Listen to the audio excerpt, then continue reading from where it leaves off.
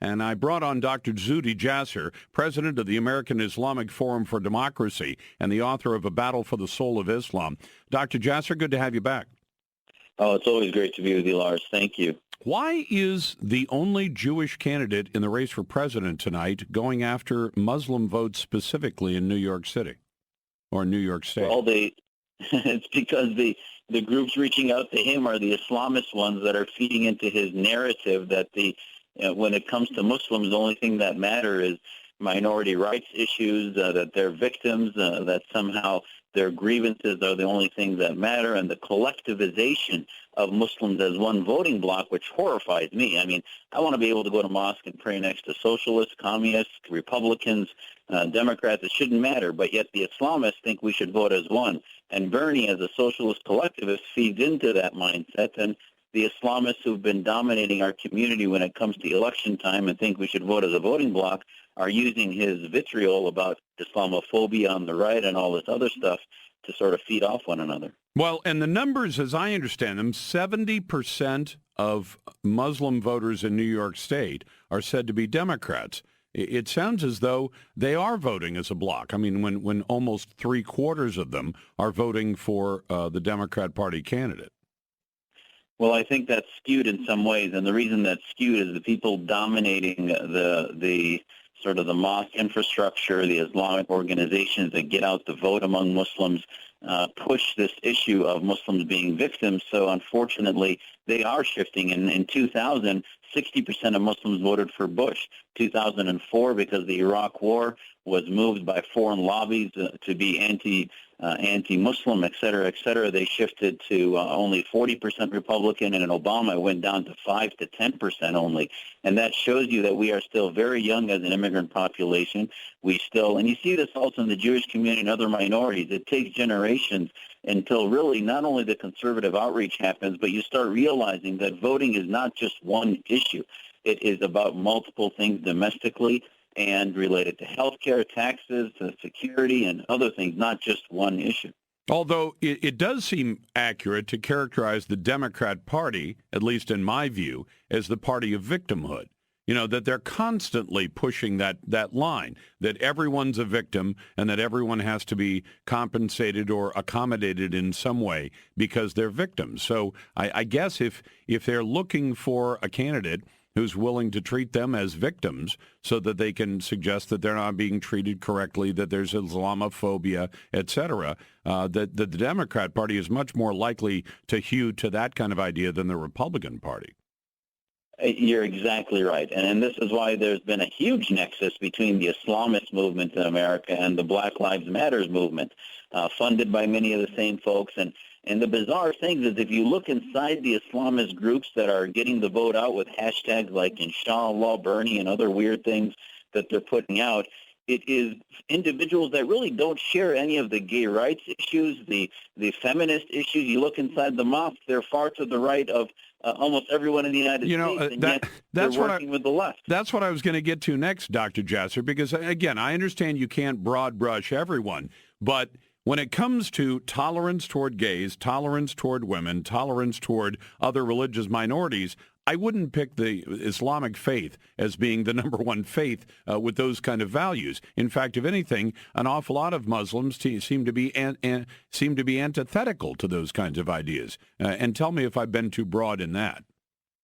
You really haven't. And I think the issue is again, we have a major leadership problem and media platform problem, if you will, when it comes to being Muslim. Right now, Bernie reaches not only to the victimhood issues, but to the Israeli-Palestinian issue. He made bizarre statements about exaggerating the numbers killed by the Israeli Defense Force and other things, which is, well, he might be Jewish, but he's appealing to the anti-Israel vote, which also pulls out many Muslim voters.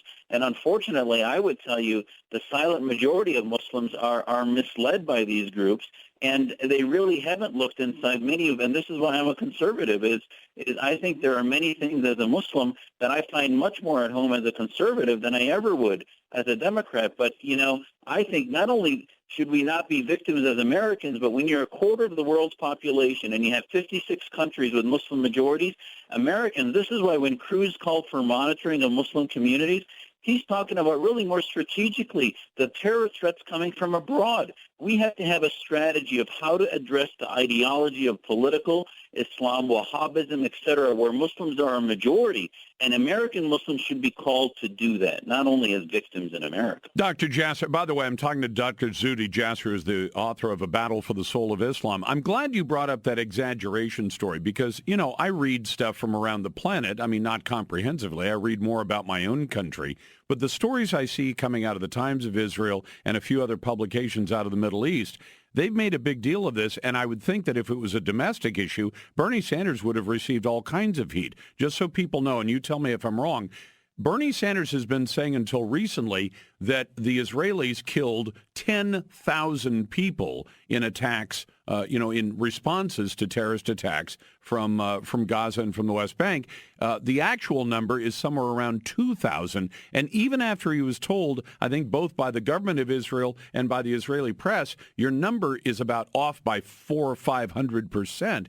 He only amended it a little bit. So it would be as though he was describing some other event and quadrupling or quintupling the numbers. And I don't even know why he got away with it for so long, because there were a lot of people, both press and government, telling him that he was out spouting the wrong numbers, and they were easily corrected. And did he do that to try to engender some of this Muslim vote, do you think?